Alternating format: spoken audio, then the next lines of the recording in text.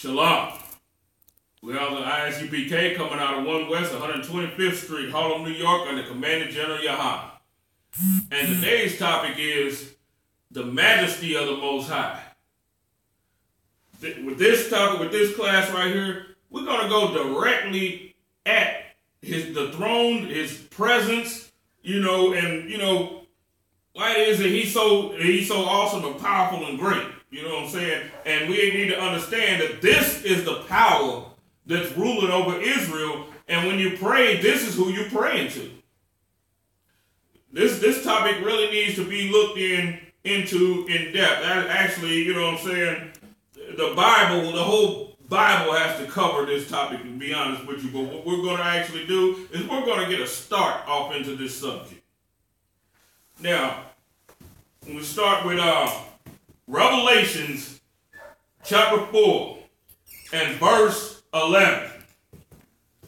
Thou art worthy, O Lord, to receive glory and honor and power, for thou hast created all things, and for thy pleasure they are and were created.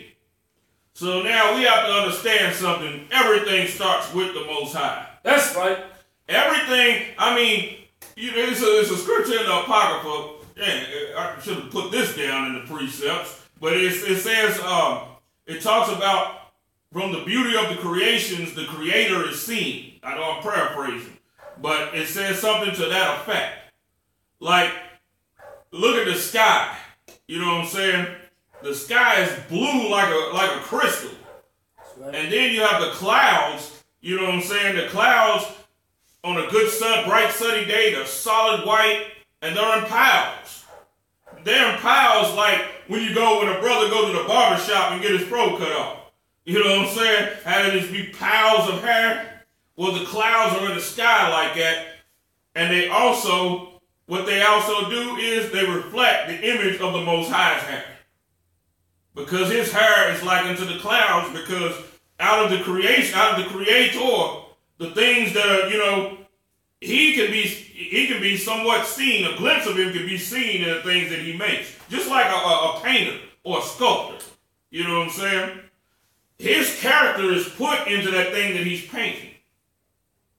That's how people in art galleries and all that, hundreds of years after the painter or the artist is dead, they can get an in-depth, they can get a glimpse into who he actually was.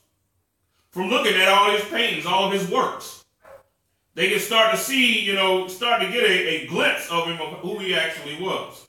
You see what I'm saying? Just like a writer that writes books. It's the same thing. You can read that book and get a glimpse into the character of the person that's actually writing the book. And he's going to say things that are going to reflect his value system, things like that. You see what I'm saying? And it's going to show his wisdom, his skillfulness in certain things, in certain matters. Well, with the Most High, everything is so skillfully made. You see what I'm saying? And this is the power that's over Israel. This is the reason why we shouldn't fear no other nation. This is the reason why we shouldn't be sitting there trying to get the approval of the white man, who's the white man whose God is getting ready to be destroyed, the Chinese man whose God is getting ready to be destroyed, the Japanese, so on and so forth. We should be looking to our power, and then once we really get a glimpse of our power, then the powers that's up on this earth will start to get smaller and smaller and smaller. You see what I'm saying? Right now, we look at the white man like he's just so damn great. We look at his weapons. We look at his cities. We look at the north side of Chicago. We're like, man, look at Massa. You know what I'm saying? Right. Look at the white man. You know what I'm saying? That's how we look at him. That's how we reverence him. And we sit there, we see people like Donald Trump, and we see the world leaders and everything, and we like, man, look at the majesty of them. Look at them. Look at the glory of them. You see what I'm saying? We do things like that. But one thing that we don't do a whole lot is, everybody that claims, to be, in the truth, brothers and sisters that claim to be in the truth, that in fake Israelite groups, they never look directly, they never give a direct look at the person of the Most High. That's right. You see what I'm saying? And his power, and actually how much power he really has, which is certainly immeasurable. It's like, pull up on your phone, you want to pull up the video so you can, if people comment, or, you might want to battle, somebody might say something, you can battle them too. Tell them, give you a minute. You just go to Facebook and go to my page. You can watch it so you can see their comments. But I'm gone, right? Let them know you just say what you need to say because they watch. We'll take a second right here.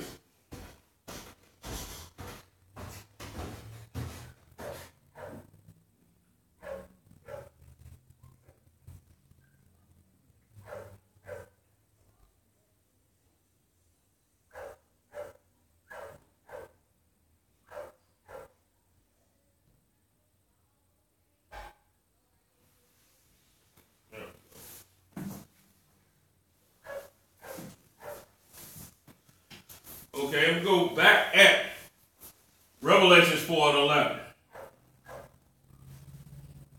Thou art worthy, O Lord, to receive glory and honor and power. The Most High is also going to receive even more power. You see what I'm saying? Just like Commanding General Yohanan is going to receive more power here on the earth.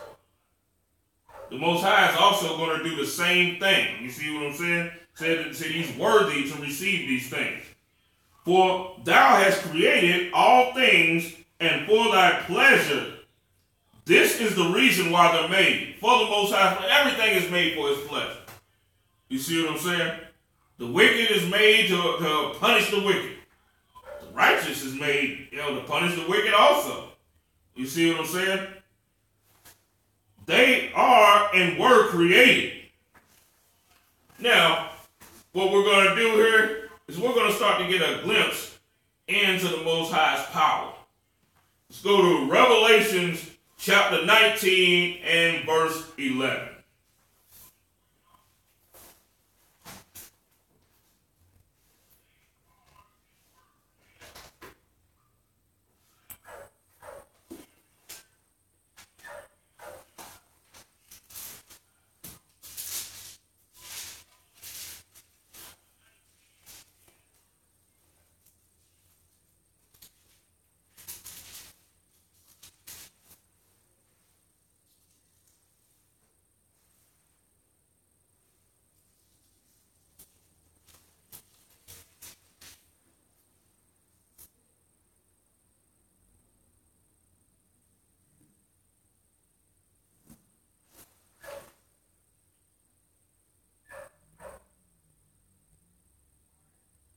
Okay, I'm gonna go a couple of scriptures before that. Matter of fact, I think I want to start at about verse 8. Now, this is talking about Elijah, who is a powerful prophet of the Most High. You see what I'm saying? He's a powerful prophet of the Most High, and this man is so disciplined that he's not going to be moved by the things that he sees and stuff like that until the Most High commands him and tells him to move. But see, there's something in this that is going to kind of trip you out a bit. And we're going to go into that. This is 1 Kings chapter 19 and verse 8. And he arose and did eat and drink and went in the strength of that meat 40 days and 40 nights unto Horeb, the mount of God. And he came hither unto a cave and lodged there. And behold, the word of the Lord came unto him and said unto him, What doest thou here, Elijah? And the Lord's asking him, Elijah, what you chilling here for? And he said, I have been weary. I have been very jealous for the Lord God of hosts. For the children of Israel have forsaken thy covenant, thrown down thy altars, and slain thy prophets with the sword. And I, even I, am left, and they seek my life to take it away. And he said, go forth and stand up on the mount before the Lord. Now the Lord gave him a commandment, said, go stand up on the mount before the Lord, right? And behold, the Lord passed by. Now it says the Lord passed by, right? And a great and strong wind rent the mountains. Now think about this for a second. Now, me with my presence, right? I can like lay a piece of paper at the end of this table. You see what I'm saying? And I could walk past this table. The little wind that's going to come from me might rattle the paper a little bit. You see what I'm saying? Or when you're on a road, or you're on a highway or something, you're walking on a highway by the guardrails, and a big semi-truck comes by, right? A semi-truck, which is greater in force and in power, you know, big 18-wheeler. And then it goes by real fast and you feel the gust of wind come from it. You know, because it's a powerful vehicle. It's a big 18-wheeler, right? Now, let me show you something in this scripture right here. I'm going to take it from the top in verse 11. And he said, go forth and stand up on the mount before the Lord. And behold, the Lord passed by, and a great and strong wind rent the mountains. Now, check this out. It said the Most High passed by, and the wind that came from the Most High, from his presence, passed by, and it rent the mountains. It tore the mountains. Now, could you imagine a big, gigantic mountain range, and a presence come by that mountain range that is so strong and powerful that it rents the mountains? You see what I'm saying? That it tears the mountains. You talking about gigantic boulders and everything slamming into each other. You see what I'm saying? Only because the Most High passed by. That's it. Now, I'm going to read that part again. It says, behold, the Lord passed by, and a great and strong wind rent the mountains and break in pieces the rocks before the Lord. Man, now check this out. It made gravel out of gigantic stones just because the Lord passed by. You see what I'm saying? This is a power of powers right here. This is the king of power right here. Just because he passed by. You see what I'm saying? Like I gave the scenario before, with my presence, I could walk past like a piece of paper that's hanging off the edge of the table. The wind that comes from me might, you know, make the little paper, you know, just flap a little bit. You see what I'm saying? The more power there's something, the more force that something has, you know, the presence that it has, the stronger the response of things that are around it are going to be. You see what I'm saying? Just like I gave the scenario with the 18-wheeler truck. You see what I'm saying? The big 18-wheeler truck come past doing 70 miles an hour on the highway. You see what I'm saying? You know, when you walking, you know, you on your way somewhere, you by the guardrails, and it comes past and you get that little wind that comes past. A fast car comes past, which don't have the same force as that big old semi-truck, but you still feel the wind that comes because you're dealing with a 2-ton vehicle. You see what I'm saying? The Most High's presence goes past. And mountains with gigantic stones slam into each other and turn into gravel. This is serious right here. Think about this for a second. You talking, and then when it talks about the mountain of God, it's not just talking about just one mountain. This is talking about a whole range of mountains.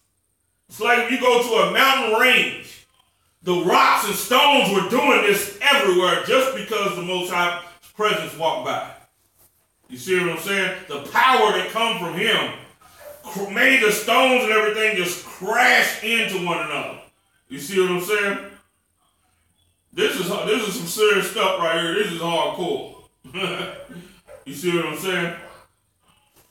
Now, let's go into Okay, let me keep reading. I still got more on this scripture. And break in pieces the rocks before the Lord. But the Lord was not in the wind. And after, means he was not in the wind that it was happening because he was just passing by. You see what I'm saying? Just like if I pass by this table, you see what I'm saying? And it rattles a little piece of paper that's at the end of this table because I run past or something like that. I'm not in the wind that brought that. I'm before it. You see what I'm saying? I'm in front of the wind that brought, you know, that made the piece of paper at the end of the table flat. It said the Most High was not in the wind because he was just passing by, right? Now, but let us fight against them. Oh, slucky, my bad. I'm in a different scripture. But the Lord was not in the wind. And after the wind, an earthquake came also behind the wind. Because the Most High's presence came past, it caused the wind to slam the rocks into pieces and rent the mountains, and it also caused an earthquake, only because the Lord walked past. You see what I'm saying? So it caused a great quaking in the mountains. Ground opened up and everything. Now think about it. Now, with the ground opening up, right? And for the Lord to walk past, that means his presence went past, broke the rocks in pieces, and his feet were on the ground, which caused an earthquake. You see what I'm saying? That's some serious power right there. That is some serious majesty. His presence alone just made that happen. You see what I'm saying? Only just his presence alone made that thing happen right there.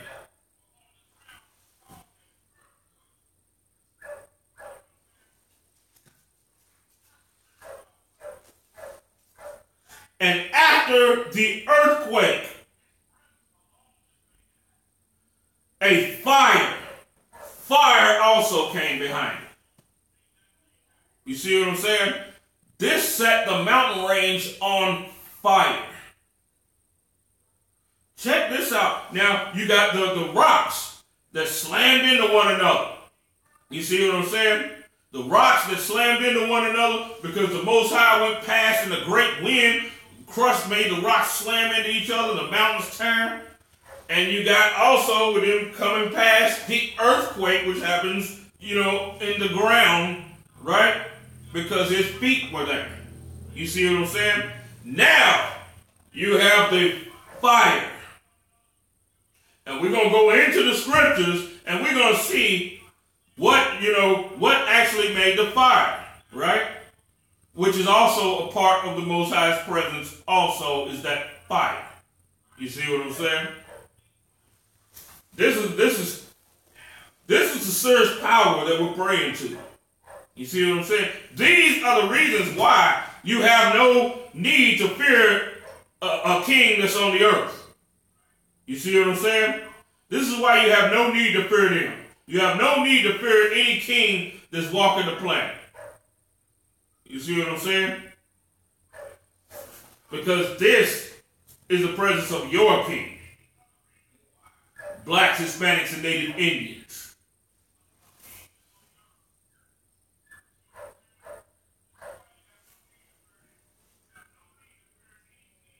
And after the fire,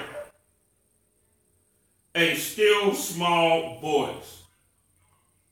Now, Elijah was I got to go into this thing too, because Elijah was such a disciplined man. When he seen all of this going on, he didn't move. You see what I'm saying?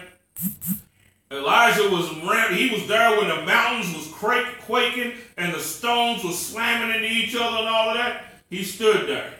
You see what I'm saying? When the earthquake came, which shook the whole earth, you know what I'm saying, and opened up the ground, Elijah stood there. Now, when the fire came, and he seen the fire rush through the mountains, right? And we seen the fire rush through the mountains, he still didn't move. But when that small, still voice came from the Most High, that didn't have she didn't seem to have all the power and the presence and all of that. It was just a small, still voice. Then we're going to see what happened. And it was so, when Elijah heard it, that he wrapped his face in his mantle and went out and stood in the entering of the cave.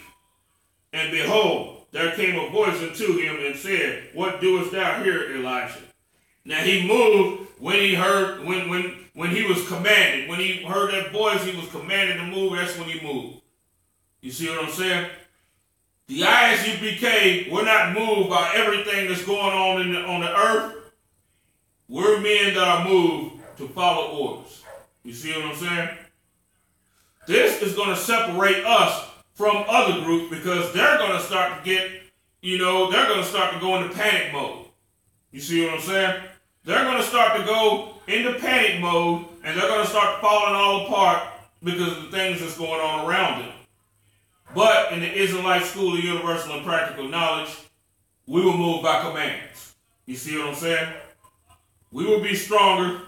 We will be more disciplined. We will be better organized. And we will be on top.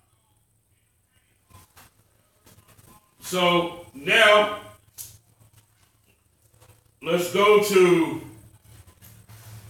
Exodus chapter 19 and verse 7.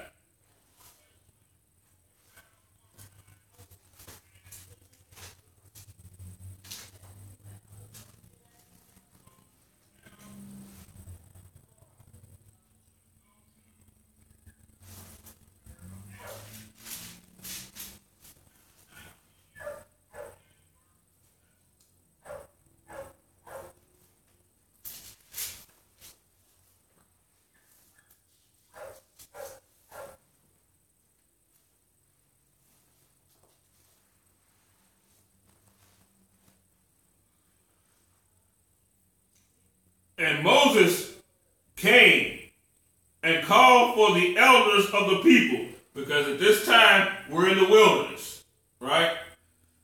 And what he's actually doing is he's calling us, to the wilderness to go into a covenant with the Most High. You see what I'm saying? So that we could be established as the Most High's people here in the wilderness, right? Pretty much reinstating the covenant. You see what I'm saying? And Moses came and called for the elders of the people and laid before their faces all these words which the Lord commanded him. And all the people answered together and said, All that the Lord has spoken, we will do. And Moses returned the words of the people unto the Lord. And the Lord said unto Moses, Lo, I come unto thee in a thick cloud, that the people may hear when I speak with thee, and believe thee forever. And Moses told the words of the people unto the Lord.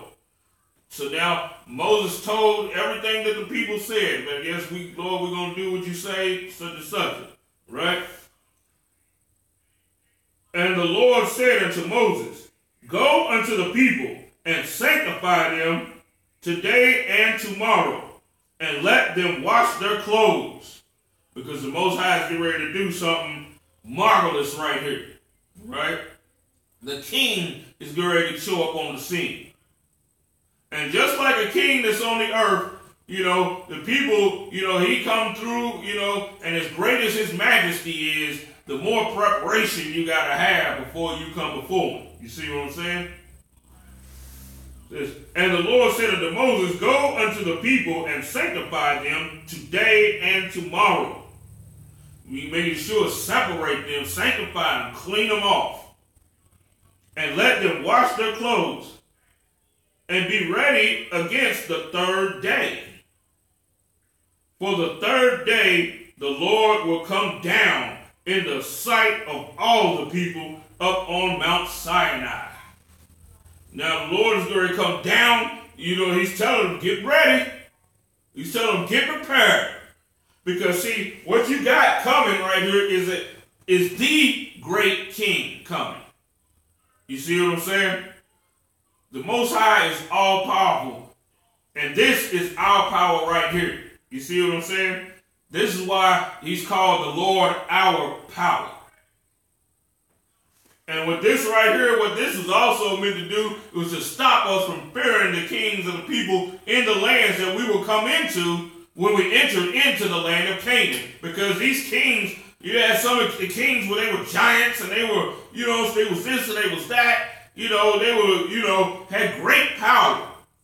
But the Most High is coming down with awesomeness right here and showing us, hey, look, fear me. Don't fear them. You see what I'm saying? Regardless of how great they seem to be, you can really see something that's far greater than what the hell they are. So don't fear them at all. You know what I'm saying? The Most High is saying, fear me. All right? And thou shalt set bounds unto the people round about, saying, take heed to yourselves, that ye go not up into the mountain. Now the Lord said, don't go up into the mountain. Pay attention. He said, take heed to yourself, which means pay attention to yourself. Don't go up here. Don't try. Or touch the border of it. The Lord said they can't even touch the border of the mountain. You see what I'm saying? Now, the greater something is, the more holy, the more sanctified and separate you have to be before you come to encounter. You see what I'm saying? Like if you was going up to a king on the earth, you'd want to come and you'd want to present yourself, right before that king. You wouldn't want to cause any offense to him. You see what I'm saying? Well, this is going on even at a heightened level because the Most High said don't even touch the border of the mountain. Don't even let your humanity, you know what I'm saying, even touch that. You see what I'm saying? Holiness has different levels to it also. And the closer you get to the presence of the Most High, the more holy and sanctified things have to be. You see what I'm saying? Just like, say, for instance, we're the holy nation. But inside the holy nation, the Most High severed the Levites. You see what I'm saying? And inside the Levites, the Most High severed from them Aaron. You see what I'm saying? With the priesthood. And even from Aaron, you have Phinehas, whom the Most High promised that his seed would have an everlasting priesthood. You see what I'm saying? Holiness has different levels to it. Just like we are the holy nation, right? Just like, for instance, you had Uzziah the king. Uzziah the king was a holy man. He was a king, and, he was married to the daughter of the high priest. You see what I'm saying? But when he tried to enter inside the place where only the high priest was supposed to go, he ended up with leprosy on his forehead. You see what I'm saying? Whosoever toucheth the mountain shall be surely put to death. Man, that man shall be killed. If he even touched the borders of that mountain, that man is to be killed. Now, this is the mountain that the Lord is getting ready to descend upon in the sight of our whole nation. There shall not an hand touch it, but he shall surely be stoned or shot through. Whether it be beast or man, it shall not live. Even if it's an animal, it shall not live. Just like, say, for instance, you have clean animals. You have the clean animals, right? The clean animals are a cow, a goat, an ox. You see what I'm saying? A dove, pigeon, But inside those animals, these animals are clean, but inside them you have to have the stuff that's spotless before it could be sacrificed unto the Most High. Sheep without blemish. You see what I'm saying? And even out of all of those animals, the sheep is the Most High's favorite. And before that lamb has to be sacrificed, it has to be unspotted. You see what I'm saying? Unspotted lamb.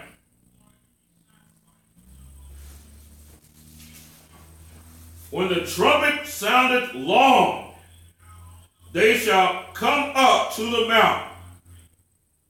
And Moses went down from the mount unto the people and sanctified the people, and they washed their clothes. And he said unto the people, be ready against the third day. Come not at your wives. He said, don't even sleep with your wives. This is how sanctified this is, right? This is because the Most High is getting ready to come down. You see what I'm saying? And it came to pass on the third day in the morning that there were thunders and lightnings. Now just picture this for a second. Now you have thunders and lightnings, right? Now you imagine being up in the morning, everybody getting up in the morning in the wilderness, and you start to hear thunder and lightning, which storms come, right? Storms, they come, that's a normal occurrence, right? But you're hearing this in the morning. And you're starting to see that word.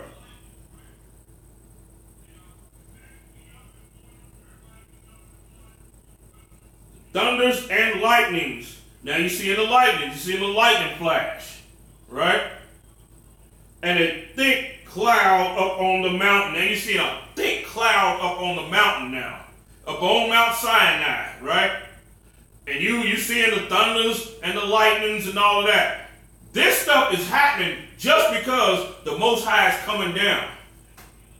You see what I'm saying? He's coming down from heaven, coming down to the earth. You see what I'm saying? So just like the presence of a great king or something has some type of effect to it before he enters into that city. You see what I'm saying? With all the people getting ready and everybody, get ready for the king to come. Well, you got the same thing that's happening up on Mount Sinai because the Most High is coming down out of heaven, right? And the voice of the trumpet exceeding loud. Now you heard trumpets sounding. Now think about this. Now you heard the thunder. You see what I'm saying? Because the Most High is getting ready to hit the atmosphere, right? Now you heard the thunders and the lightnings, right? Because these are also things that go around the throne of the Most High. You see what I'm saying? The mountain, just like you see a storm, you see the thunders and lightning flashing and all of that stuff. This same stuff happens around the throne of the Most High. You see what I'm saying? The same stuff is there. The clouds, the thunders, the lightnings, you know what I'm saying? All of this stuff, right? And the fire, and the wind that we was formerly talking about. You see what I'm saying? And when the Most High comes down, the earth starts to quake. You see what I'm saying? All this has to do with his presence. This is with him not even doing anything. You see what I'm saying? This is just the Most High on the throne like this, and his presence. That's, you know what I'm saying? It's causing all of this. You see what I'm saying? Because everything is afraid. You see what I'm saying? Everything, it doesn't matter whether it's man, beast, mountain, powers, they all realize that they're not worthy just to even be around him. You see what I'm saying? So when his presence just comes through, everything just goes crazy. You see what I'm saying? Hell, the whole universe, everything, wherever the Most High's presence is, everything, Most High, he's not even a quiet God. Heaven is a place full of thunders and passions and, you know what I'm saying? Everything is going off. You see what I'm saying? and the voice of the trumpet exceeding loud. Now, the voice of the trumpet is exceeding loud, just like, say for instance, with the royal kingdom in Britain. You know, they roll out the red carpet and you have trumpeters on each side and all of that. And, you know, they sounded the trumpets and then they present the king. You see what I'm saying? The royalty, they present the king and all of that. You see what I'm saying? Now just picture this multiplied by like a few million or something. You see what I'm saying? Now, you got the angels that are blowing trumpets, and as the Most High, all of this going on, as the Most High start to hit the atmosphere, you hearing the trumpets start to blast, and they're getting louder and louder to the point where it's getting scary now. You see what I'm saying? Where the people is like, man, what? You know what I'm saying? And a new revelation is hitting everybody. Believe that. You see what I'm saying? Even the men that know the Lord, that are faithful to the Lord, a new revelation is hitting them. You see what I'm saying? Because now they're seeing, you know, the power of the Lord, I mean, just coming, just, you know, that is, you know, it's like, man, they're rediscovering the Lord again. You see what I'm saying? That's what's actually going on.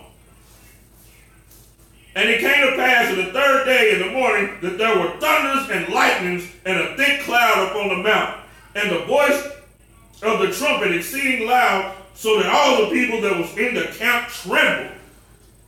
You talk about a whole nation of people in total fear. They're trembling, they're shaking. They're literally shaking because of the sound of the, you know, the trumpets. And this is where before the Lord even shows up on the scene. This is what's going on just because he's coming. You see what I'm saying?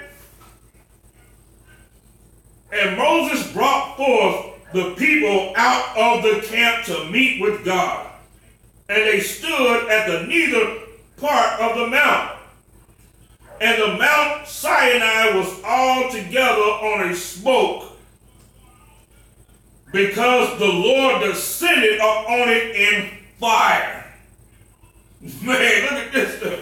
Man, you know what I'm saying? It said the Lord descended up on the mountain inside of fire.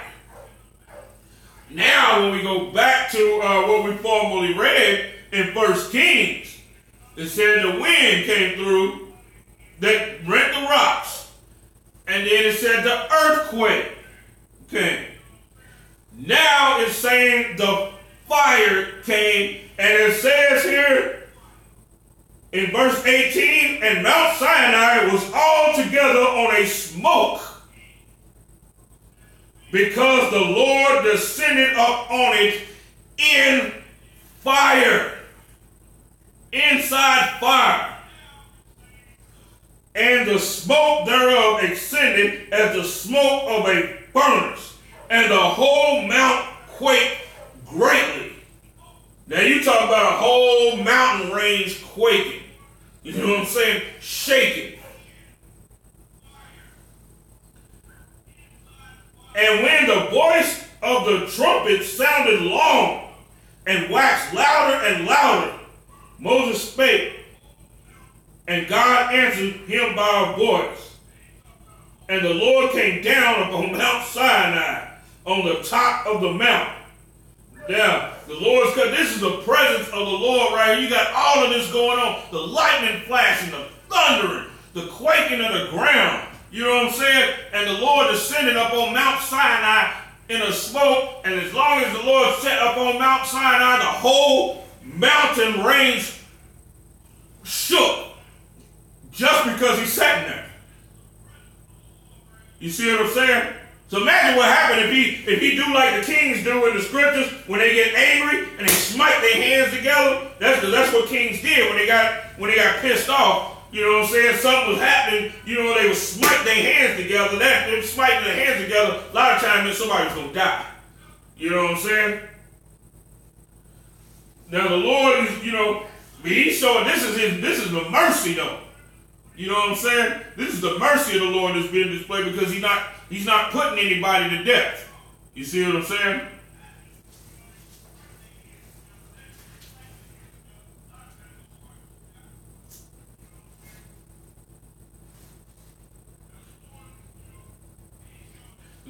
Verse 20, and the Lord came down upon Mount Sinai on the top of the mountain, and the Lord called Moses up unto the top of the mountain, and Moses went up. And the Lord said unto Moses, go down, charge the people, lest they break through unto the Lord to gaze, and many of them perish. You see what I'm saying? Just at the sight, they would have died. You see what I'm saying? This is serious. This is no joke right here. You know what I'm saying? So, as I was saying, you don't have any reason to fear anything but the Most High. That's it. You see what I'm saying? No kings of the earth, no armies of the earth, no militaries of the earth can do these things right here.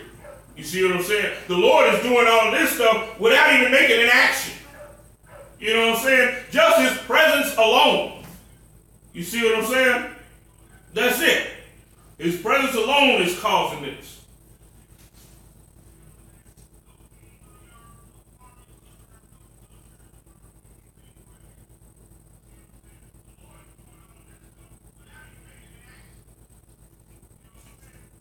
And let the priests also, which come near to the Lord, sanctify themselves, lest the Lord break forth upon them. And Moses said unto the Lord, now it said here, let the priests sanctify themselves. Now the people were sanctified, but it says, let the priests sanctify themselves also even more so. You see what I'm saying? Because just like I said before, there's different levels of holiness. You see what I'm saying? Because the priest would actually be nearer than the people. You see what I'm saying? That's why the Lord said, let them sanctify themselves, because they will be at the front. You see what I'm saying? So they have to sanctify themselves even more. And Moses said unto the Lord, the people cannot come up to the Mount Sinai, for thou chargest us, saying, set bounds about the mount and sanctify it. And the Lord said unto him, away, get thee down, and thou shalt come up, thou and Aaron with thee. But let not the priests and the people break through to come up unto the Lord, lest they break forth, lest he break forth upon them. So Moses went down unto the people and spake unto them. Now think about it. Now, notice it says here, it says something here. It said, and Aaron with thee, but let not the priest and the people break through to come up unto the Lord, lest he break forth upon them. That right there is further proof of what I'm saying. And you got Moses and Aaron, who's able to come up closer than anybody. Moses, who's really able to come up the closest. Then under him, Aaron. Then the priests of the Levites. Then, the heads of the people, the elders and all that, then the people. Everything with the Most High is also set in order. Also, his presence also brings order. You see what I'm saying? Now, you want to know where a place where it has a measure of the presence of the Lord? The presence of the Lord dwells where there's order. You see what I'm saying? He doesn't dwell in disorder. You want to know a house where the Lord ain't at? If you got the woman ruling it, he ain't there. You see what I'm saying? If the kids is running things, he ain't there. You know what I'm saying? If it's set in order, man, woman, children, and the man is firm in his stance and being the leader and everything, now the Most High presence can feel comfortable with being there. You see what I'm saying? Now he can feel there's a place that he can chill out at. That's just like, a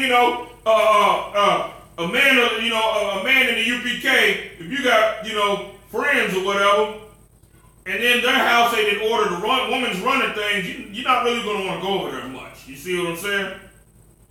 Because one thing, with you being a man in the UPK, a lot of brothers that's in the school that got friends in the world, you don't go see them like that. You know what I'm saying? Brothers, we don't go see them like that. Because a lot of the times a woman's running things. You see what I'm saying?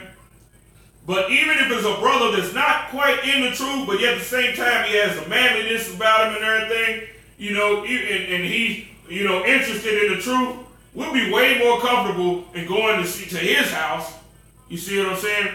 Because there's some order there. Even though this man directly ain't in the truth. You see what I'm saying?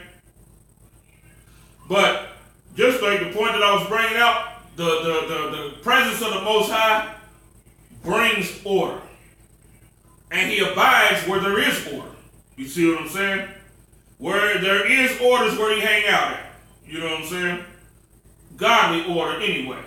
You see what I'm saying? Okay, now what we're going to go to is, we're going to go to Ezekiel chapter 1 and verse 1.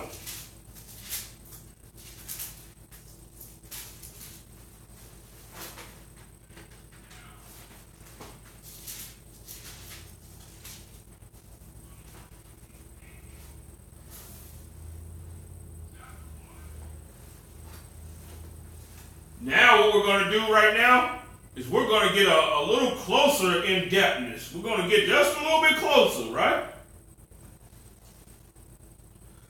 This is the prophet Ezekiel. Ezekiel chapter 1 and verse 1. Now it came to pass in the 13th year, in the 4th month, in the 15th day of the month, as I was among the captives by the river of Chebar, that the heavens were opened, and I saw visions of God.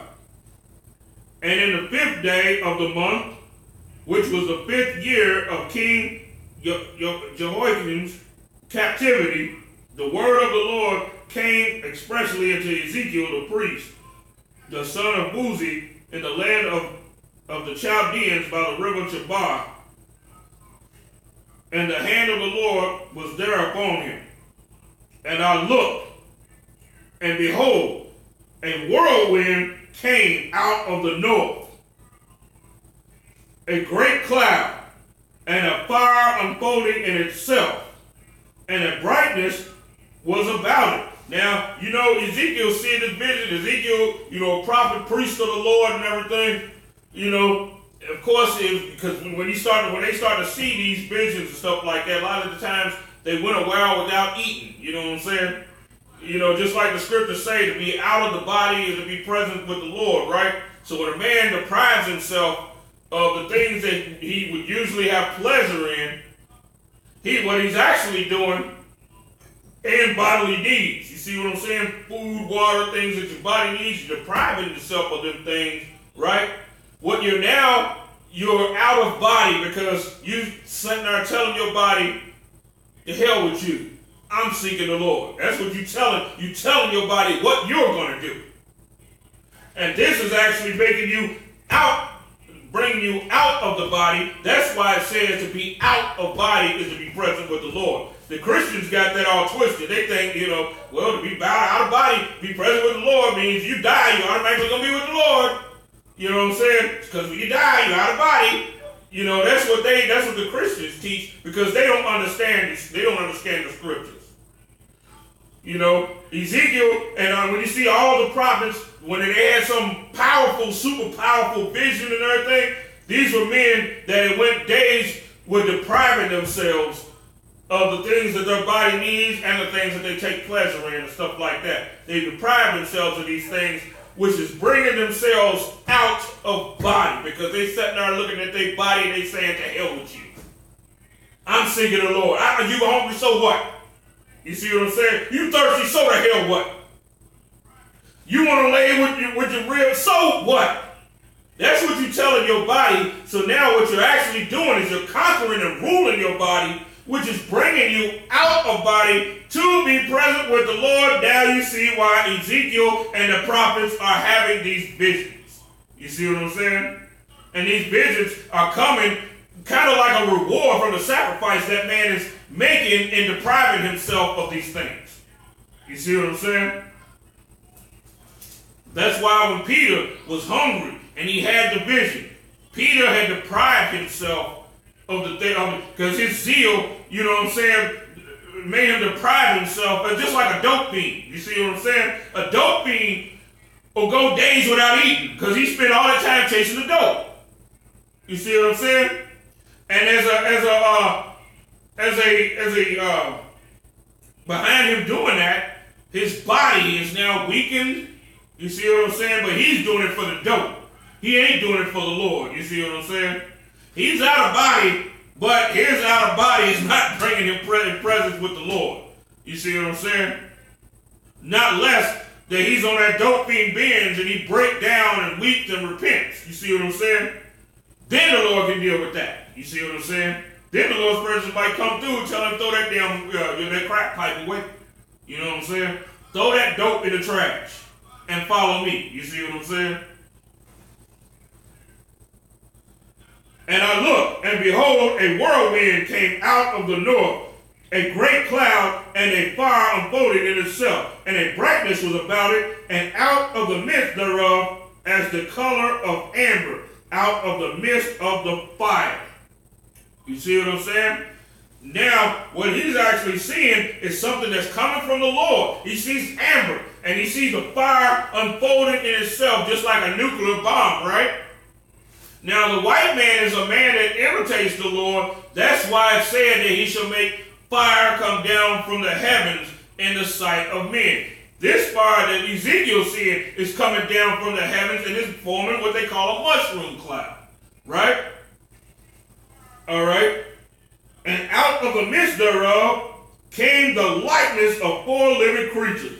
Came out of this mushroom cloud, this nuclear bomb type mushroom cloud with fire and amber and all of that, come out 4 living creatures. Now Ezekiel's seeing all of this, and what is a whole picture that this is going to make. Because as we read this chapter, everything in this chapter comes together like a puzzle. You see what I'm saying?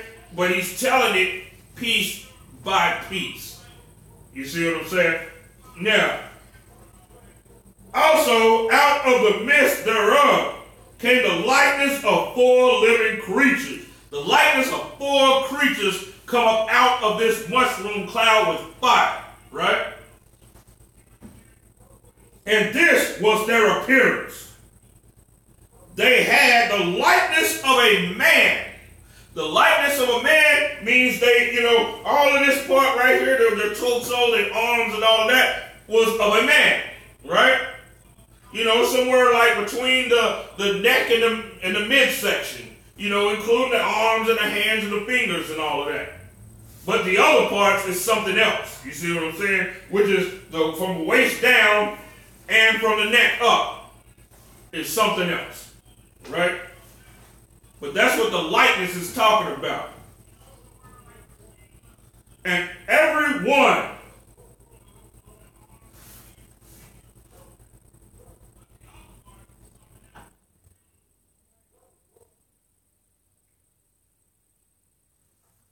a lot of technical difficulties.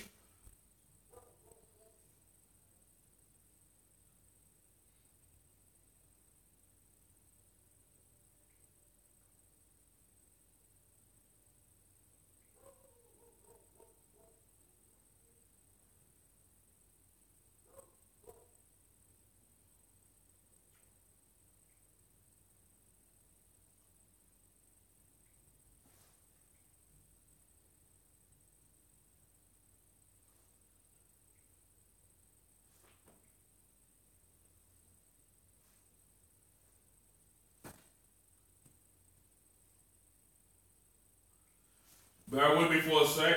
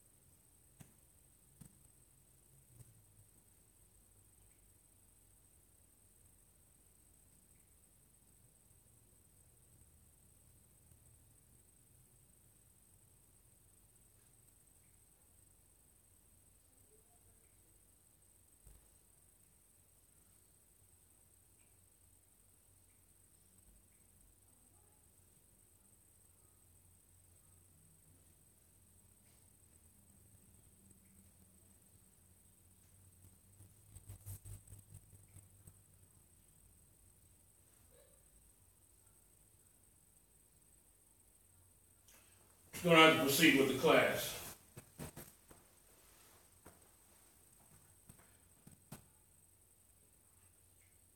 And every one had 4 faces.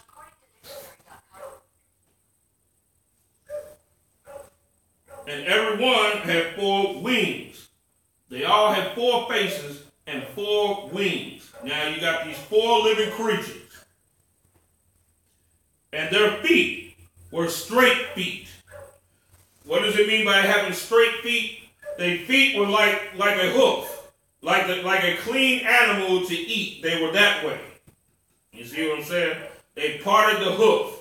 That's what it means they had straight feet. They had straight feet will remind you of something, some type of deer or, a goat or something like that, right?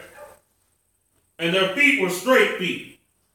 And the sole of their feet was like the sole of a calf foot. And they sparkled like the color of burnished brass. Now, also these 4 creatures sparkled the color of burnished brass, right? So what does it say when it talks about their likeness being the likeness of a man? The likeness was the likeness of black men. You see what I'm saying? They were from here to their waist, including their arms and their hands and all of that. That's why it's saying they sparkled the color of burnished brass, right? Like a chocolate diamond. You see what I'm saying? The chocolate diamond, also fires off, colors, even though it's brown. These dudes have the likeness of black men. You see what I'm saying? But they have 4 faces and they have feet, that are straight feet like a calf's foot. And they had the hands of a man under their wings, on their 4 sides. You see what I'm saying? They have the hands of a man, right? And they had 4 faces and their wings. Now you see these 4 beasts with 4 faces, and they have the feet like a calf's foot and the wings. Bear with me, all of this stuff is going to start to come, it's going to start to paint a picture. You see what I'm saying? The wings were joined one to another. All 4 of them's wings were joined together. They were all touching. They turned not when they went. They went every one straight forward. They went straight forward. They never turned. They went straight forward like... As for the likeness of their faces, they 4 had the face of a man and the face of a lion on the right side, and they 4 had the face of an ox on the left side. They 4 also had the face of an eagle. Thus were their faces, and their wings were stretched upward. Their wings were stretched upward. They were touching each other. All of their wings were going from tip to tip with each other. 2 wings of every one were joined, one to another, and 2 covered their bodies. They had 2 wings covering their body. They had a total of 4 wings. 2 were straight up. The other ones were covering their bodies. You see what I'm saying? And they went, every one straight forward. Whither the Spirit was to go, they went. Now, why were 2 wings covering the body? Because there ain't no naked angels. You see what I'm saying? Every time you see a being in the heavens, he's clothed. That's why we are to be clothed on the earth. You see what I'm saying? It's unlawful for a man to walk around with his shirt off. You see what I'm saying? A lot of people think that it ain't just because a man ain't got breasts. But it's unlawful. That's Canaanite custom and it's white people's custom. It's not our custom. We were always a closed people. You see what I'm saying? You see somebody's nakedness, you see in their shame. And they turned not when they went. As for the likeness of the living creatures, their appearance was like burning coals of fire. Means they flickered like burning coals of fire. Because that's also what heavenly beings are made out of. You see what I'm saying? Hell, even us on the earth, we're even made out of, fire also. You see what I'm saying? Even though we're fleshly bodies, we're still made of fire too. That's what makes our heart beat. You see what I'm saying? Our heart beats by electrical impulses, and electricity is made with fire. You see what I'm saying? That's why our hearts is an involuntary muscle. We don't have to make it beat. You know what I'm saying? It beats on its own. Because those electrodes, that's why they hit you with electroshock when a person's heart stops. They go into cardiac arrest. They hit them with electricity to get it back to beating and pumping again. You see what I'm saying? You get that fire, and then when they hit them with that electricity, they're hitting them with jolts of fire. You see what I'm saying? And it sparks everything back up, hoping that the fire that's inside them gets kindled back and starts firing back right. You see what I'm saying? So that their heart can go back to normal. And like the appearance of lamps, it went up and down among the living creatures. And the fire was bright. Now check this out. Look at these four beasts right here.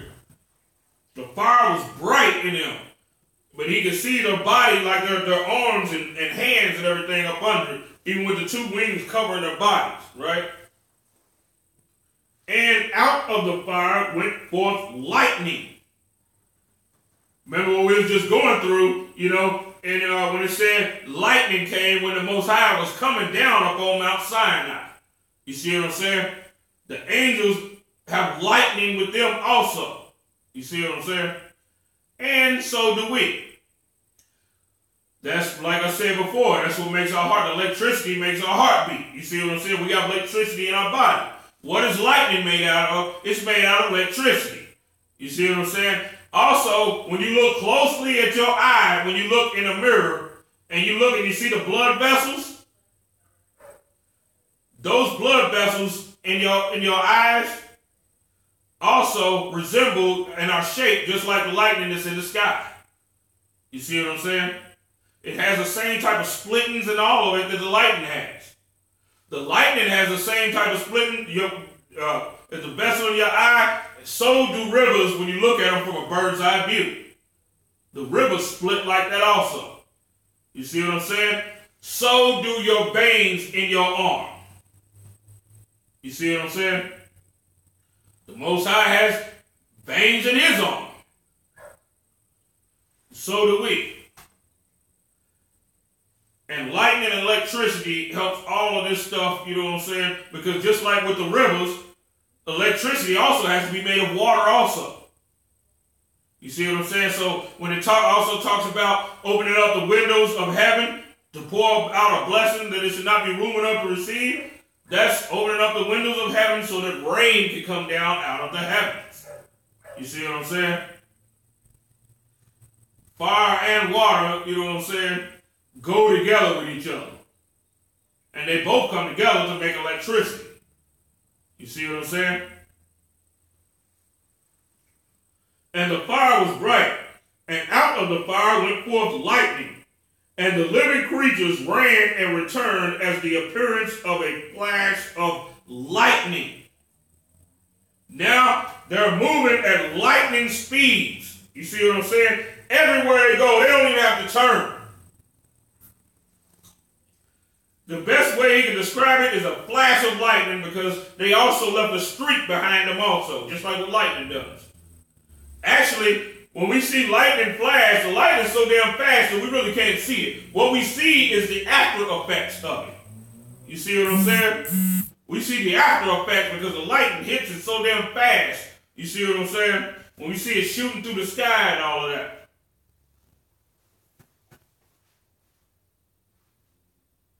And we get to see the after effects like if it hits a tree. We see the fire come from it, and it splits the damn tree in half. You see what I'm saying? And as for the likeness of the living creatures, their appearance was like burning coals of fire, and like the appearance of lamps. Because what do lamps do? Lamps flicker. You know what I'm saying? Lamps flicker. And so do they. Now look at how awesome these creatures are. It went up and down among the living creatures, and the fire was bright. And out of the fire went forth lightning. And the living creatures ran and returned as the appearance of a flash of lightning. Now, as I beheld the living creatures, behold, one wheel upon the earth by the living creatures with his 4 faces. Now he sees a wheel. He's seeing a gigantic wheel right here. What did they show in Independence Day?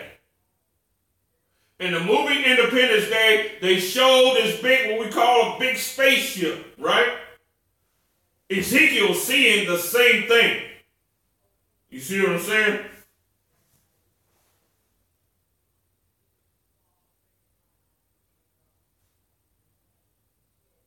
The one wheel upon the earth by the living creatures with his 4 faces. The appearance of the wheels and their work was like unto the color of a beryl. Because what were they doing? They were flashing a green light, right? Well, this is what we call in UFOs. Now, picture in your mind that wheel that was in the sky on Independence Day, how big it was, and how the inner workings of it was like if the damn thing was alive. You see what I'm saying? Now picture that. Put that in your mind, right? You see in one right here. Now notice he said also too, he mentioned wheels more than one. Says, and the appearance of the wheels and their work was like unto the color of a beryl. And they 4 had one likeness. It was 4 of them. He's seeing 4 wheels. Now picture seeing 4 of those big old gigantic things that was in Independence Day. That was 1. Now picture seeing 4 of them, right? Now these things also have the glory of the Most High upon them, so they was way more glorious than what you see in Independence Day. You see what I'm saying? All right? And they 4 had one likeness, and their appearance and their work was as it were a wheel in the middle of a wheel. Now they have wheels on the inside of the wheels. You got one big gigantic wheel, and then you have another smaller wheel on the inside. Then you have another smaller wheel in that going all the way down to the smallest wheel, which is in the center, which is kind of like the brains of these wheels. Kind of like, the axle or whatever, the axle on some type of wheels or something like that, going in the middle.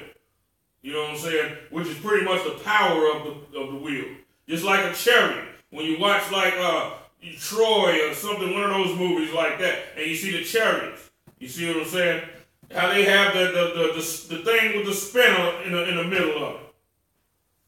Or like when you look at that, pair of rims on a brother's car. You know what I'm saying?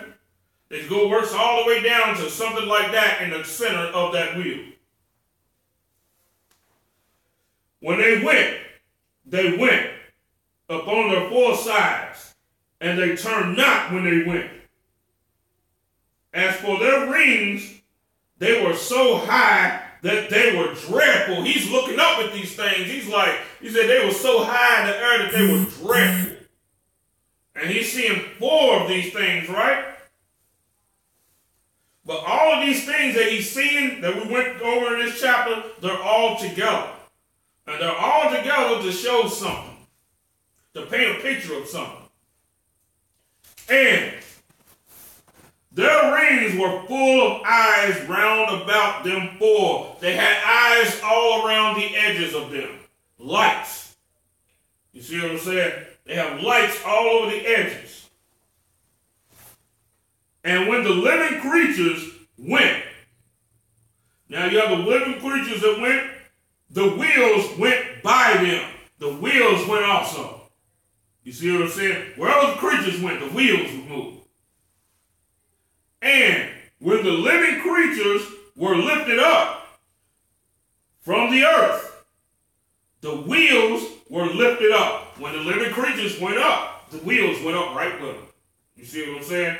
All of these things have a life inside them also. They're all living. The wheels are living. You know what I'm saying? Just like the four creatures. And they moving with each other. Simultaneously with each other, right? Whithersoever the Spirit was to go, they went.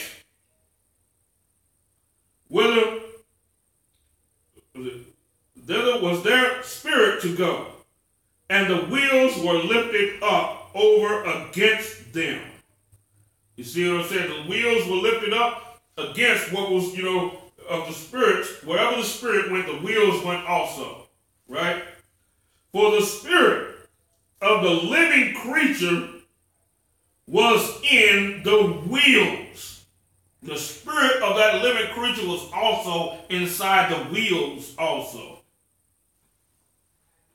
When those went, these went. And when those stood, these stood.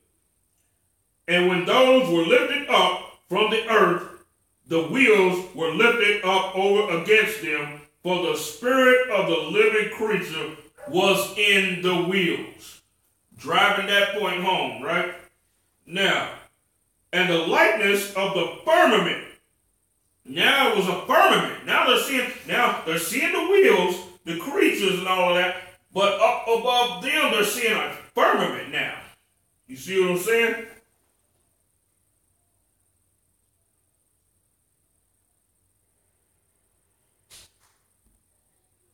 And the likeness of the firmament upon the heads of the living creatures.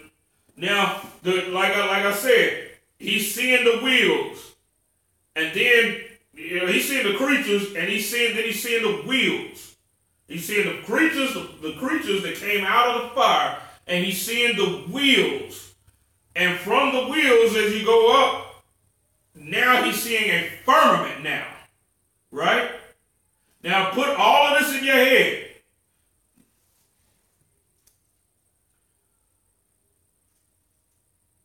So the creature was the color and the likeness of the firmament upon the heads of the living creature was as the color of the terrible crystal stretched forth over their heads above. Now, this terrible crystal was something beautiful, but at the same time, awesome. And it said the terrible crystal. You know what I'm saying? The terrible crystal, it was getting close. This is getting close to something. You know what I'm saying? And he's seeing this. What he's seeing here, he's actually seeing it from the bottom up. You see what I'm saying? And when he goes all the way up, then it's going to have the complete picture of what it is that he's actually seeing. And under the firmament were their wings straight. Their wings were straight under the firmament. Because you see the four creatures, right? And the wheels. So if you go under the firmament, as he explained before, now you see the wings, right? He's looking up and down, you know what I'm saying? And under the firmament were their wings straight, the one towards the other. Every one had two, which covered on this side, and every one had two, which covered on that side, their bodies. And when they went, I heard the noise of their wings, like the noise of great waters. What did they hear? Boom, boom. I mean, something that would, like the sound of, a typhoon, or what do you call it, a tsunami or something coming. That's what they heard when they heard that's what he heard, brother, when he heard these wings. You see what I'm saying? As the voice of the Almighty. He's heard it as the voice of the Most High. You see what I'm saying? Because what does it do? It all is shaking everything, what he's hearing.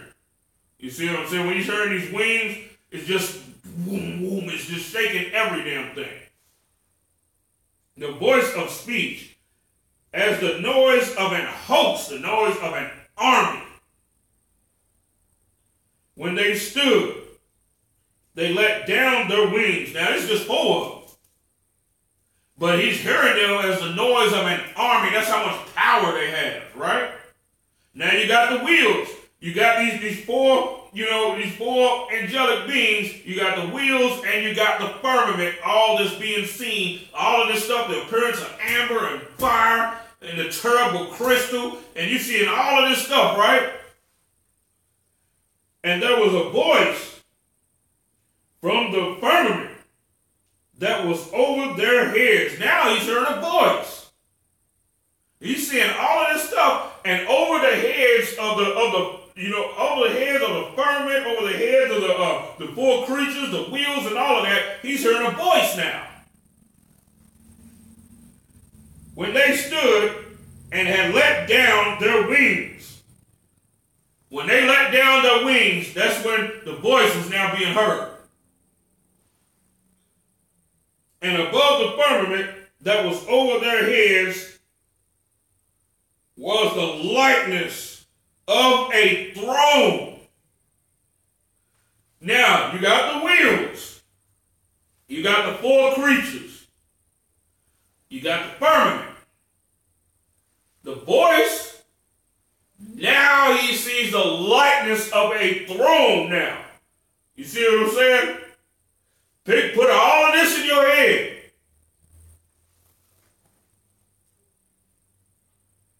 As the appearance of a sapphire stone. A throne that has the appearance of sapphire. Like a stone that's made out of all sapphire. Right? And upon the likeness of the throne was the likeness as the appearance of a man above on it. He's saying above the wheels, above the creatures, above the firmament, and now you see the throne, and he sees the likeness of a man up on it, right? Why is he seeing the likeness of a man? Because man was created in the image and likeness of God. And I saw as the color of amber, as the sapphire, as the appearance of fire round about within it. Now he sees the image of a man, but then he sees it's like a man is made of fire. You see what I'm saying? And he sees amber and everything. He sees this fiery amber image sitting on a throne.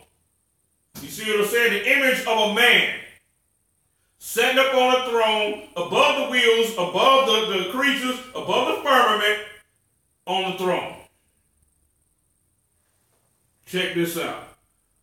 From the appearance of his loins, even upward, and from the appearance of his loins, even downward, I saw, as it were, the appearance of fire. And it had brightness round about.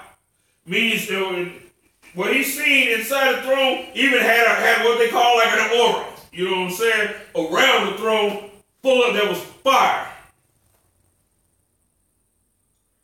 As the appearance of the bow that is in the cloud in the day of rain. What is he seeing now? He's seeing the rainbow, whom the white man has said done taken and done made the image, and then took that and made that the gay flag. And a symbol that means homosexuality. People can't see the white man as the devil. I don't know what the hell's wrong with you. What further proof do you need? You see what I'm saying? Who took the Most High's bow that's in the cloud and made it the image of homosexuality? Is that people or ain't that people the devil? They the devil.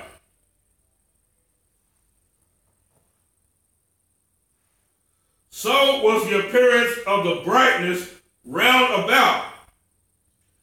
This was the appearance of the likeness of the glory of the Lord. And when I saw it, I fell upon my face, and I heard a voice of one that spake. This is the power right here that we serve. This is the power right here that made the nation of Israel. This is the power that chose Israel, that made himself the king of Israel and gave us his laws, statutes, and commandments. You see what I'm saying? This is the reason why we're not supposed to fear any kings that's upon the face of the earth. Yeah, are we supposed to respect the fact? We're supposed to respect the fact that the Most High put them there. Yes, no doubt, because the Most High set up all powers. You see what I'm saying? So we are supposed to respect their dignity. You see what I'm saying? But at the same time, we're not supposed to fear them. We're supposed to fear the Most High. We're supposed to respect their dignity and all of that, but don't look at them as being like men of God and all of that just because they're in rulership. Or somebody that we should fear as God because they're in rulership. Those things we should not be doing. Now, let's go even more into the majesty of the Lord. Let's see.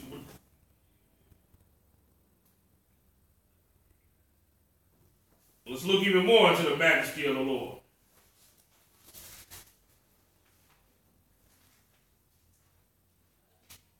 This is another reason why we should never fear these other nations. We should never fear them. Now we're going to go to Psalms chapter 18.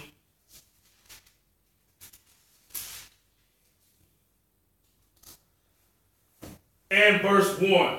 This is a psalm of King David right here, who was in distress.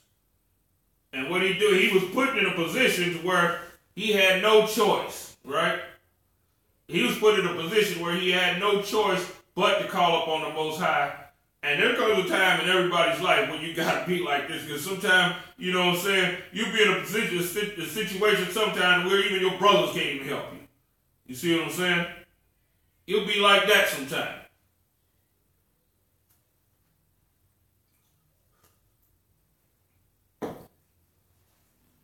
And this is what it means to sanctify the Lord in your heart.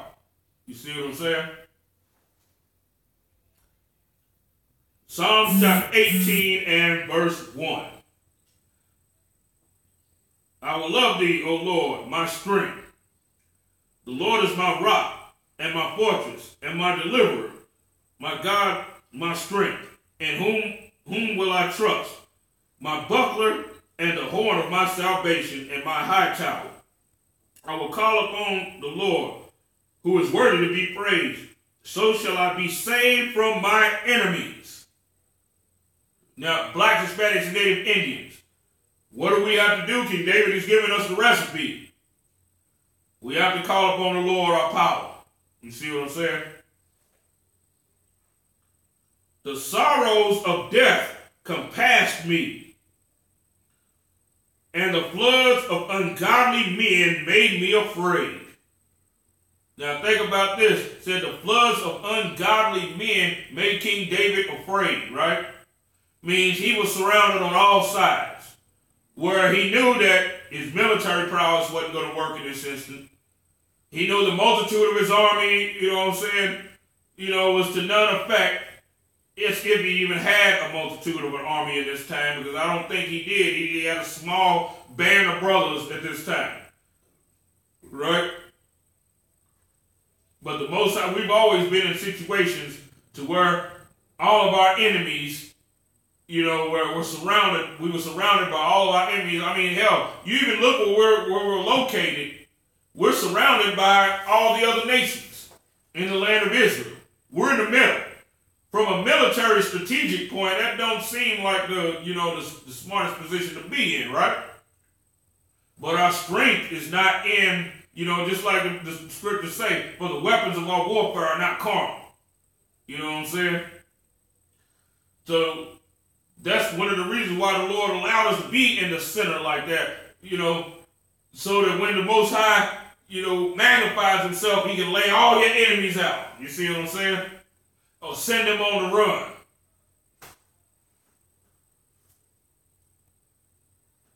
The sorrows of hell compassed me about. The snares of death prevented me. In my distress, I called upon the Lord and cried unto my God. He heard my voice out of his temple, and my cry came before him, even into his ears. Now think about it. Now King David is crying out. Now you got an angel there that sees that, and he flies up to heaven, and he's like, Lord, your servant, they're doing this to your servant. They got him surrounded everywhere. Lord, what did you know what I'm saying? And the Lord's cool, and he's going to handle that situation. Because the Lord, he's not going to panic. You know, he's in full control of the situation right there. You know what I'm saying? Because the angels, angels love brothers also. You see what I'm saying? And the reporting angel, when he sat there and he sees, you know what I'm saying, that certain death has been, you know what I'm saying, as far as from the worldly perspective, has been put up on one of the servants of the Lord, that angel gonna go up and he's gonna shoot up and report that. He's like, whoa, wait a minute. Just like what we would do with a brother in the UPK. Somebody, they trying to take the brother out. They trying to, you know what I'm saying? That's what angels also do too. You see what I'm saying? Because angels love the servants of the Lord. You know what I'm saying? So when that angel goes up and reports, now that's how the sound of King David's cry hits up into the ears of the Most High. Now, watch this. Now it says, then the earth shook. Remember all the stuff we were just reading about the earth quaking and all that when the Most High came down, right? Then the earth shook and trembled. The foundations also of the hills moved and were shaken because he was wroth. Means the Lord was angry, right? There went up a smoke out of his nostrils, and fire out of his mouth devoured. Because what is he doing? He's sending out the word. The word is the shout of a king. Just like a powerful king on the earth, he's getting ready to go to war before any army. And when that king shouts, that means somebody ready to get their ass kicked. You see what I'm saying? Well, it's the same thing with the Most High. That's why it said fire came out of his mouth. Coals were kindled by it. He bowed the heavens also, because if the Most High come down, everything has to sink. Everything has to fall and come down. That's why it says the mountains will be laid, you know what I'm saying, laid waste. You see what I'm saying? Because everything has to bow. As he hits the atmosphere, everything has to bow down. You know what I'm saying? Just like when Christ come back. Everything is going to bow down. Everything's going to have to bow. Mountains that are up high, they're going to have to be brought down. You see what I'm saying? Not only that, but not only is it talking about the governments being brought down, but actual literal mountains and hills too. You see what I'm saying? Because everything in this Bible is 2, 3, 4-fold. You know what I'm saying? We just can't look at the scriptures and say, okay, that just means one thing. You see what I'm saying? That just means only that. That's what Christians do. You know what I'm saying? Christians do that. When we come into the knowledge of being Israelites, we got to see this Bible, you know, for what it really is. And we got to see it with awakened eyes. You see what I'm saying?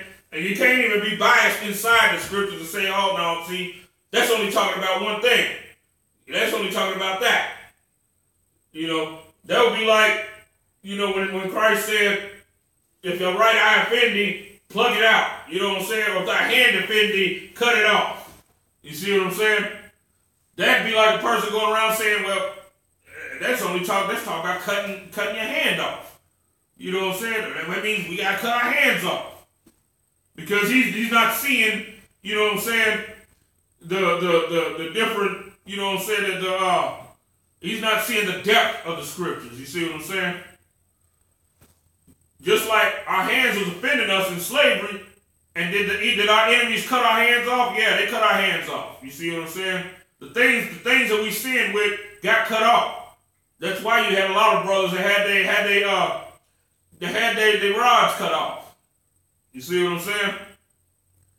And Samson had his eyes plucked out, right? But see, notice this is also talking about in the congregation is the man that's a good skilled laborer. You see what I'm saying? He's a good skilled laborer and such, and you have need of this man. You see what I'm saying? But if this man is out there, you know, popping whores, smoking weed, you know what I'm saying, eating pork, doing everything, even though he's a good laborer. You see what I'm saying? You have to cut the hand off. You see what I'm saying? You don't have a choice in that. He's your handyman, your handyman gotta go. You see what I'm saying? That's also what that scripture means. So we just can't look at them just one kind of way. Okay, let me get back onto the topic. Then the earth shook and trembled, and the foundations also of the hills moved and were shaken, because he was wroth. There went a smoke out of his nostrils and a fire out of his mouth devoured. Coals were kindled by it.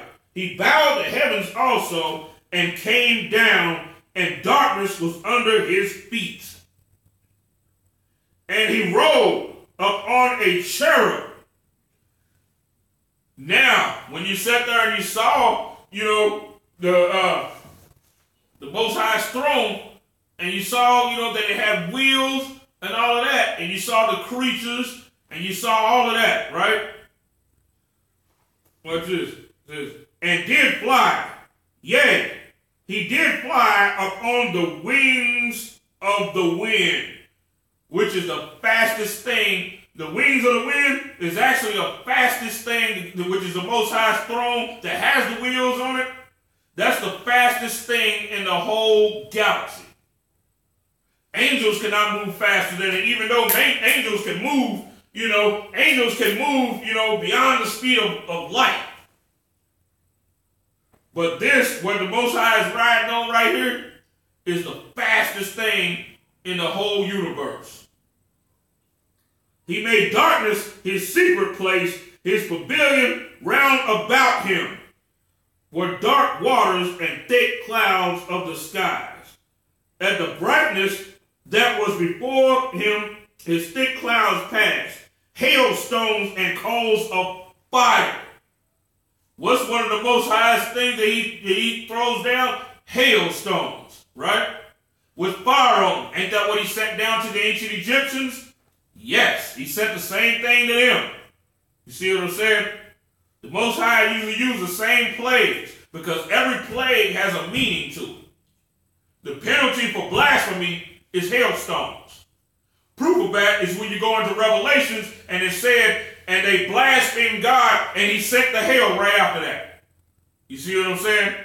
When they talk about they repented out of they repented out of the blasphemies, they started to blaspheme because of the swords. And what did the Most High do right at that? He gave them the penalty for blaspheming, which was hail. You see what I'm saying?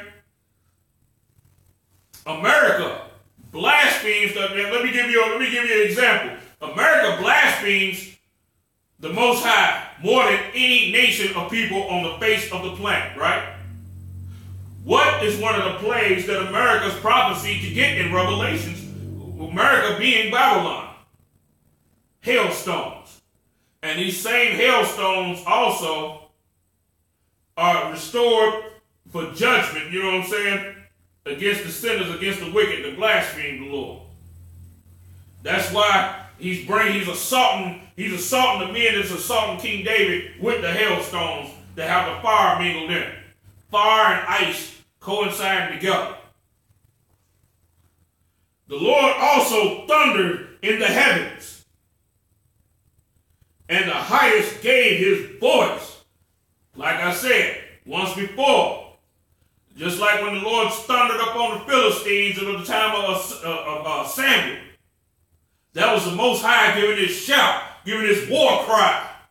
You see what I'm saying? And just the Most High's shout alone It causes disarray and confusion to all the enemies and everything that come up against the Lord and the Lord's people.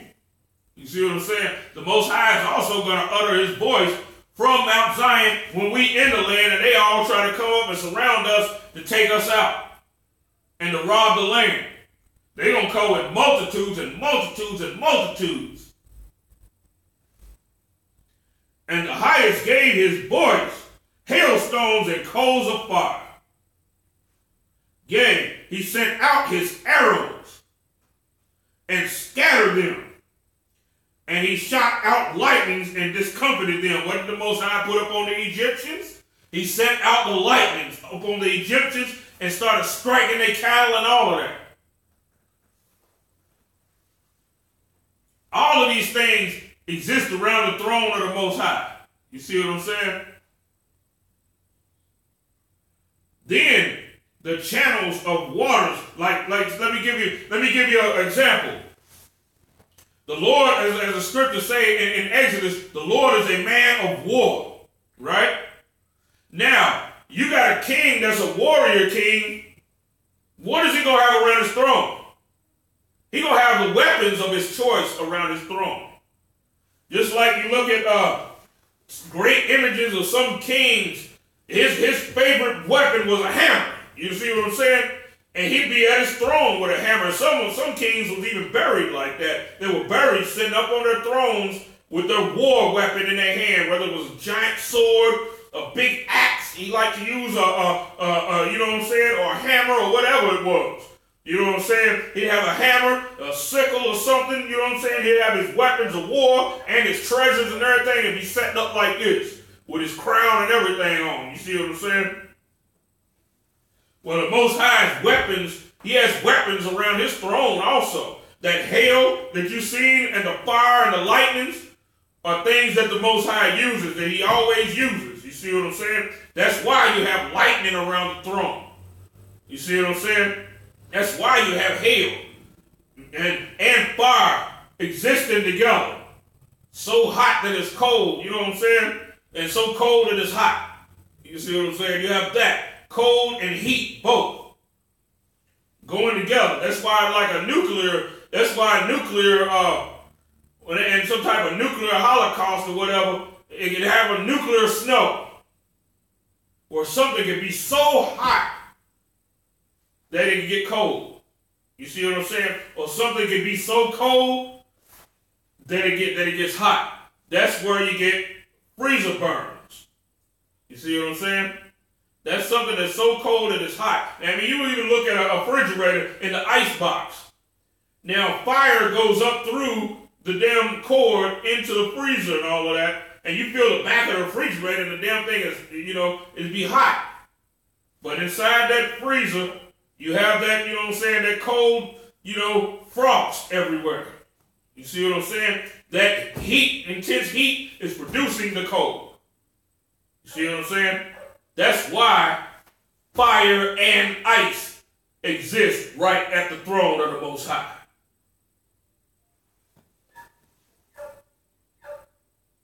Then, so he shot out lightnings and discomfited them. Then the channels of waters, just like, and when the Most High shoot these lightnings out, this is like his arrows right here. Just like a mighty archer shooting arrows. You see what I'm saying?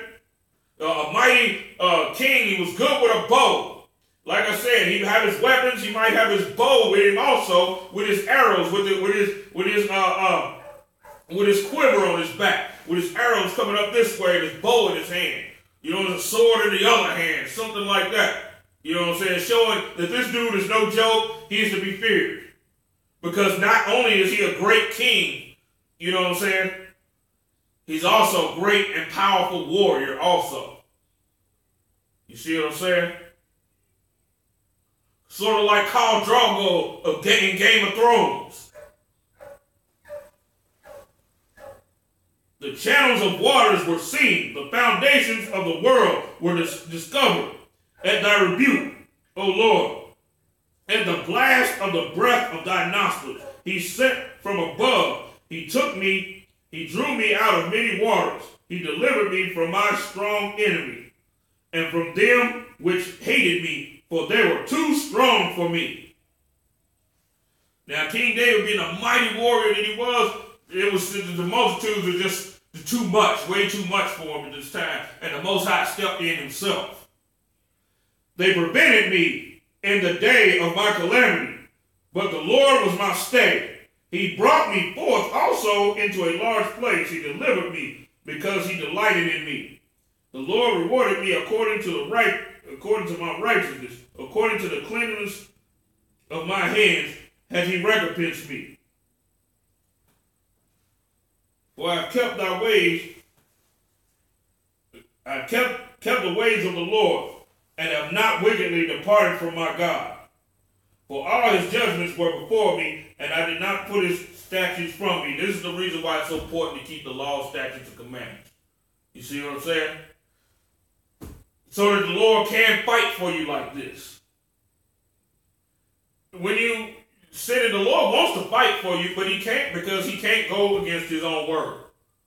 You see what I'm saying? I was also upright before him. I kept myself from my iniquity. Therefore hath the Lord recompensed me according to my righteousness, according to the cleanness of my hands in his eyesight.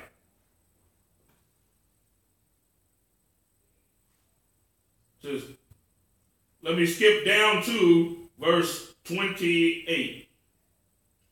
For thou wilt light my candle. The Lord my God will enlighten my darkness. For by thee have I run through a troop. Because when the Most High came and he discomfited them with the lightnings and the thunder and all that, what does that do for us? It gives us the great boldness that we're supposed to have. And King David got bold and he ran through a troop. You see what I'm saying? What does that mean? He ran through a whole army. King David, a man of the tribe of Judah.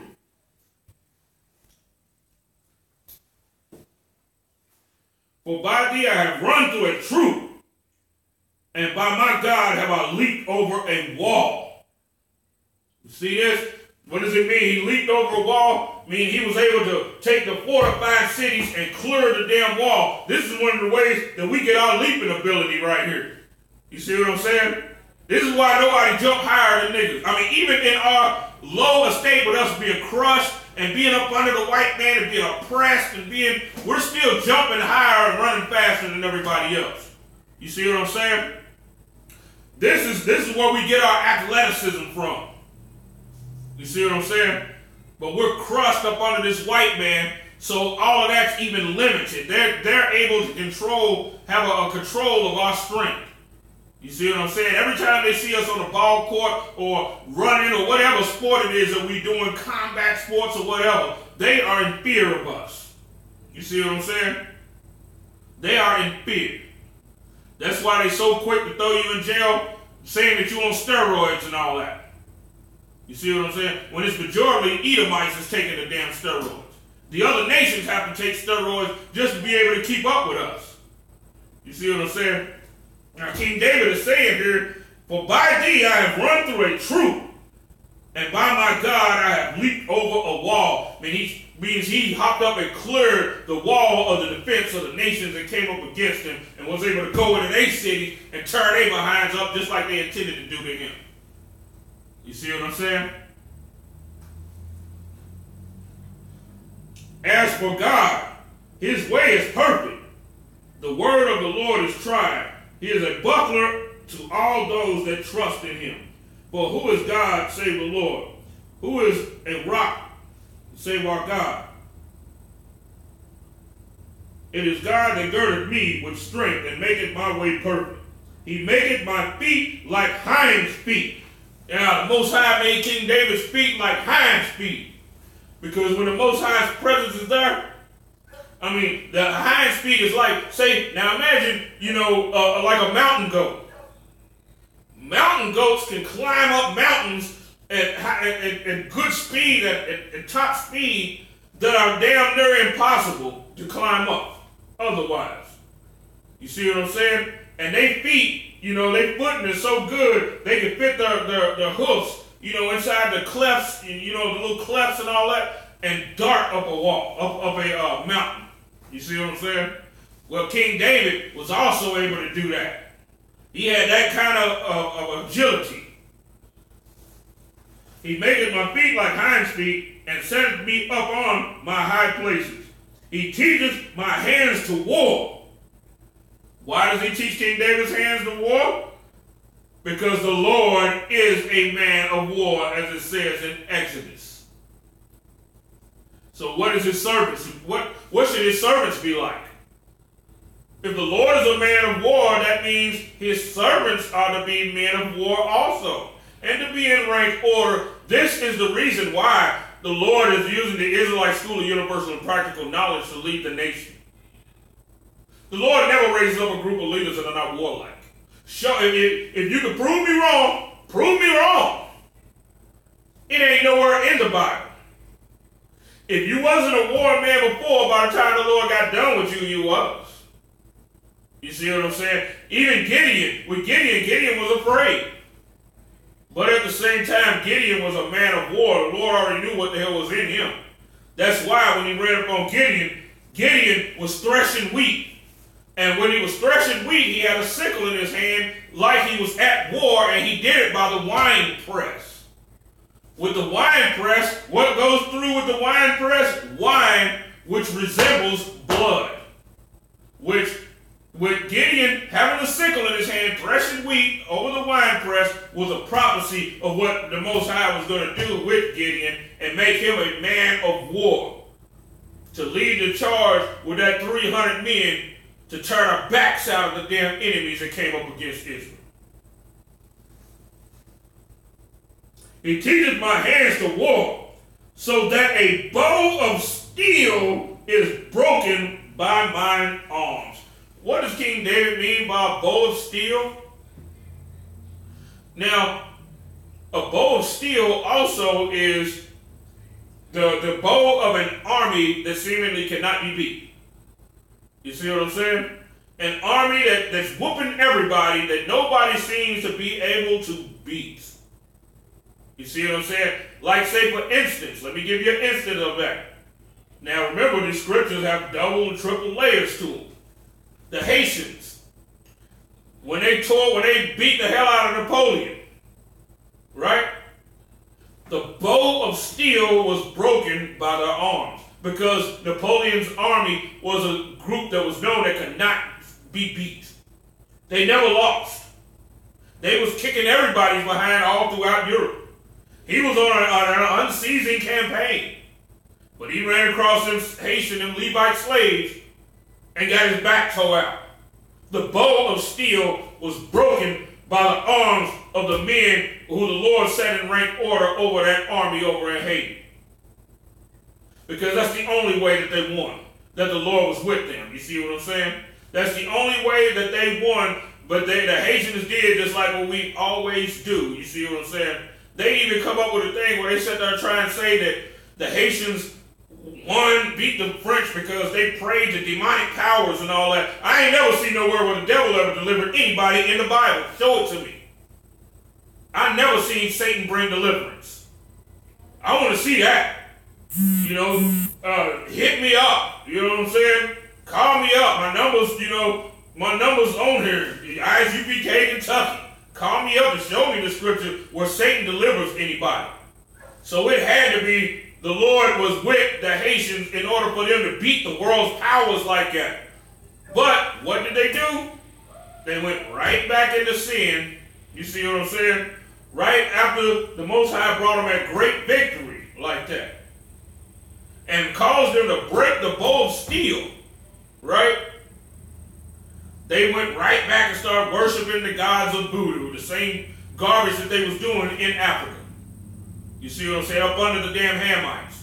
They started back doing that. Now, with the victory, they were cut out of the global trade. They were cut out of it. You see what I'm saying? But if they had stuck with the Lord could have made it to where, even though they cut the Haitians out of global trade, the Lord could have flipped that whole situation around to where now the whole world has to come to Haiti to get, you know what I'm saying, whatever it is that they need. The Lord could have reversed that thing and sent it backwards. You see what I'm saying? Which he's done so many times in the scriptures. Now I can show you that. He teaches my hands to war so that a bow of steel is broken by mine arms. Also, too, in the kingdom, when we get these new bodies, we are going to be able to break literal guns. Because if it say that we shall fall upon the sword and shall not be wounded, and we will do all these amazing feats and fire will devour us before us without us being burnt up and all of that, we'll be able to break the bow of steel, which is the gun, which is whatever type of gun they're going to be using in that day, the M16s or whatever the hell it is.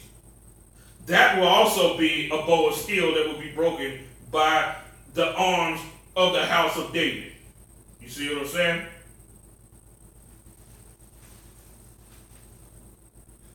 Thou hast also given me the shield of thy salvation, and thy right hand holdeth me up, and thy gentleness hath made me great.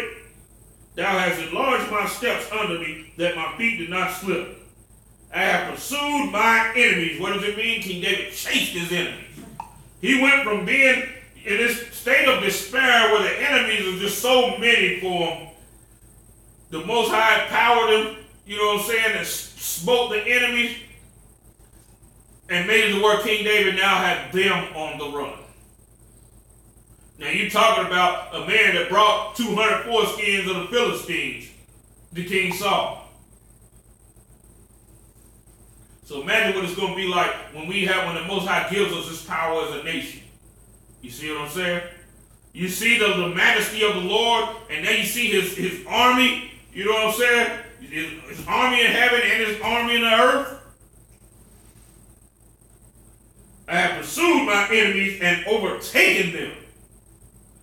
Neither did I turn again till they were consumed.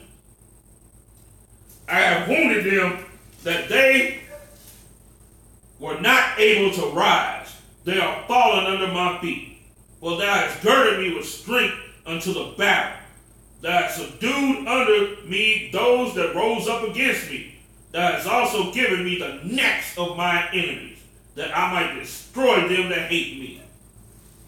Man, this is powerful stuff right here. They cried. Now, it says the enemies cried, right? King David now turned them up so badly that now the enemies is crying, right? They cried, but there was none to save them. You hear this? Even unto the Lord. Whoa, wait a minute.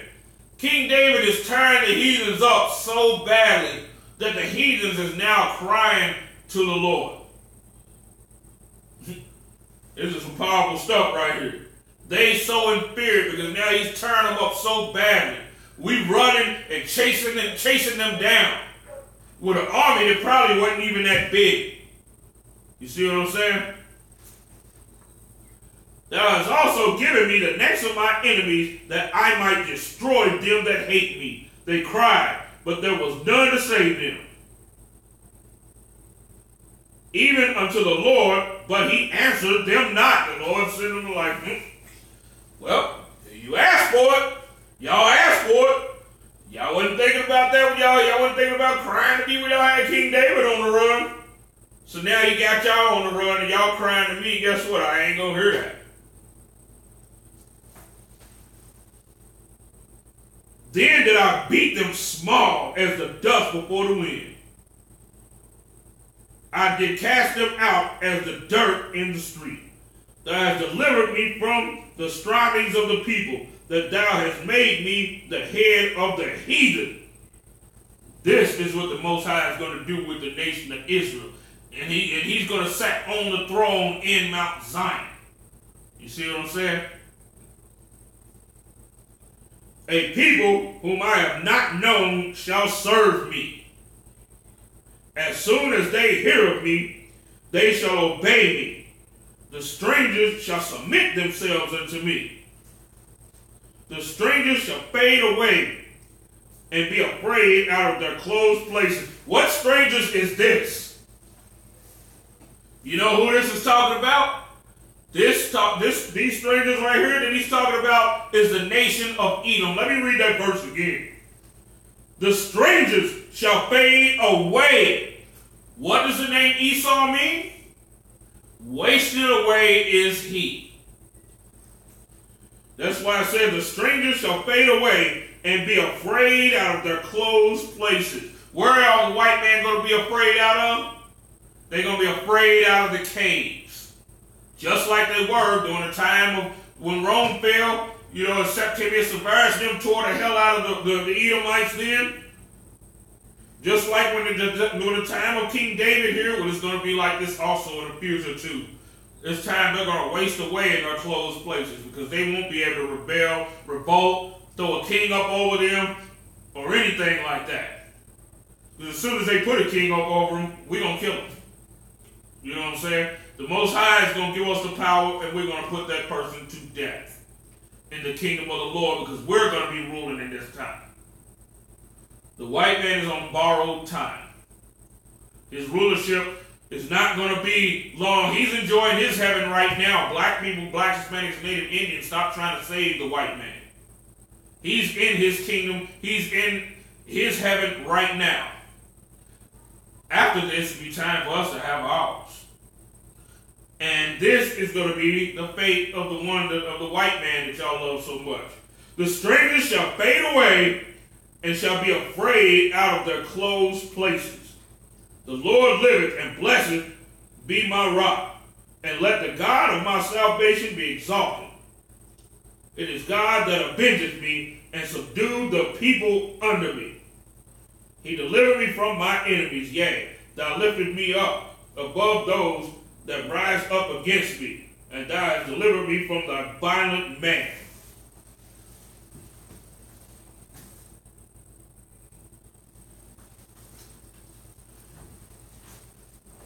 We are the Isupk, coming out of 1 West 125th Street, Harlem, New York, under Commanding General Yohana. Pay your tithes. Support the men of this truth.